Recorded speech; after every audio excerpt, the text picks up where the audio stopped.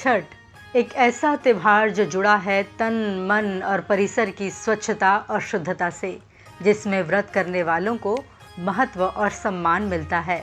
छठ के लोकगीत मन में भक्ति का भाव लाते हैं। ये पूजा दिवाली के 6 दिन बाद से शुरू हो जाती है।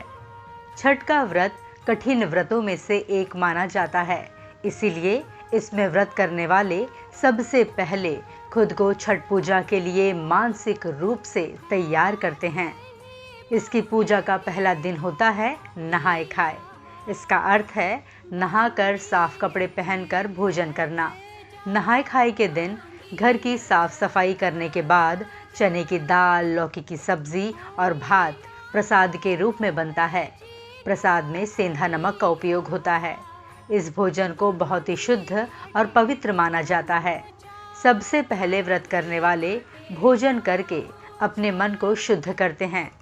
इनके प्रसाद ग्रहण करने के बाद ही परिवार के अन्य सदस्य भोजन करते हैं। छठ पूजा का दूसरा दिन कहलाता है खरना या रसिया रोटी या फिर लोहांडा। ये पूरे दिन का उपवास होता है। वैसे खरना का मतलब होता है शुद्धिकरण। इस दिन गुड़ की खीर, रोटी और केले का प्रसाद छठ मैया को चढ़ाया जाता है। इसे खाकर उपवास खोला भी जाता है। इसके बाद इसे सभी में बांट दिया जाता है। इसी के साथ ही 36 घंटे का निर्जला उपवास शुरू हो जाता है। छठ पूजा खास तौर पर पूर्वी उत्तर प्रदेश, बिहार, झारखंड और उसके आसपास के क्षेत्रों में मनाई जाती है। आपको बता दूं कि ये पर्व साल में 2 बार मनाया जाता है। पहली बार चैत्र में और दूसरी बार कार्तिक में। कार्तिक छठ करने वाले ज़्यादा होने से आम लोगों को इसकी जानकारी है। इस पर्व की खास बात है कि इसे स्त्री और पुरुष समान रूप से मनाते हैं। पौराणिक ग्रंथों के अनुसार छठी मैया भगवान ब्रह्मा की मानस पुत्री और सूर्य देव की बहन हैं। प्रकृति का छठा अंश होने के कारण इनका प्रचलित नाम षष्ठी भी है।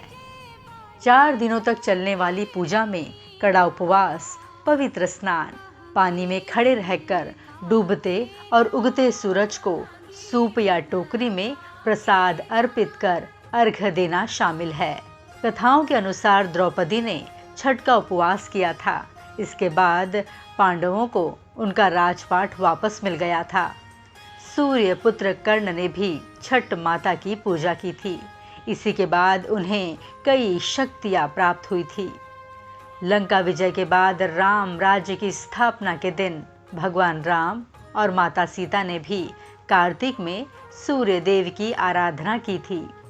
छठी मैया के लिए भक्त अधिकांश प्रसाद घी, गुड़, गेहूं और चावल के आटे से बनाते हैं, जिसमें ठेकुआ के साथ ही गन्ना, सिंघाड़ा, मूली, केला जैसे मौसमी फल शामिल हैं। छठ पूजा के तीसरे दिन डूबते हुए सूरज और चौथे दिन उगते हुए सूरज को अर्घ्य देते हैं। इसके लिए नदी, तालाब या घर में छोटा सा प्रतीक स्वरूप तालाब बनाकर उसमें खड़े होते हैं। इसके बाद छठी मैया से घर, परिवार, आसपास के लोगों की सुरक्षा, सुख शांति और समृद्धि की कामना की जाती है। आखिरी दिन पूजा के बाद भक्त उपवास तोड़ने के लिए पानी पीते हैं और थोड़ा प्रसाद खाते हैं। इसे पारण कहते हैं और अंत में भोजन कर 4 दिनों के कठिन उपवास का समापन होता है।